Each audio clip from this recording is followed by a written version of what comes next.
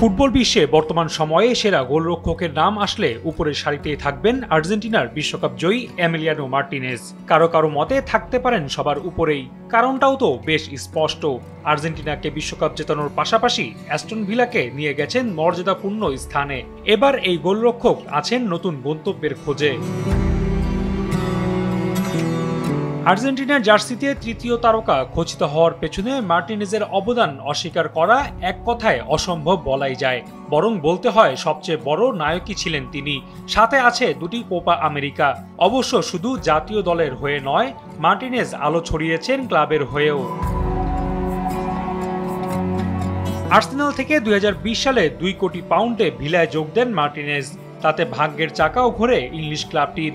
Champions লিগে জায়গা করে নেয় 42 বছর পর। শুধু তাই নয়, চলতি মৌসুমে দলটির কোয়ার্টার ফাইনালে উঠাতেও বড় অবদান রাখেন এই মার্টিনেজ। গত বছর দলটির সাথে নতুন করে 2029 সাল পর্যন্ত চুক্তিও করেন তিনি। তবে গুঞ্জন উঠে প্রিমিয়ার লিগের খরচা নীতি ঠিক রাখতে মার্টিনেজকে এই মৌসুমে বিক্রি করতে পারে ক্লাবটি। আর সবশেষ ভিলা পার্কে টটেনহামকে 2-0 গোলে হারিয়ে মার্টিনেজের চোখের অশ্রুই যেন সবকিছুই পরিষ্কার করে দেয়।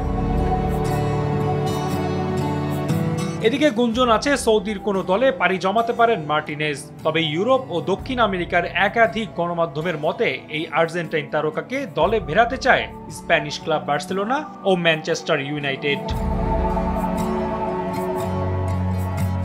যদিও বার্সেলোনা তাদের গোলরক্ষক সেজনিকে নতুন কন্ট্রাক্ট দেওয়ার চিন্তায় আছে, আর ওনানার সাথে ম্যান ইউর চুক্তি আছে 2027 সাল পর্যন্ত। তবে দলের ভারসাম্য রক্ষার্থে মার্টিনেজকে দলে চাইতেই পারে এই দুই দল। ফলে আপাতত বলা যায়, এমন অবস্থায় অ্যাস্টন ভিলা ভক্তদের মন ভাঙলেও মার্টিনেজ ভক্তদের অপেক্ষা নতুন কোনো জার্সিতে প্রিয় গোলরক্ষককে দেখার। রাফি আমিন, RTV।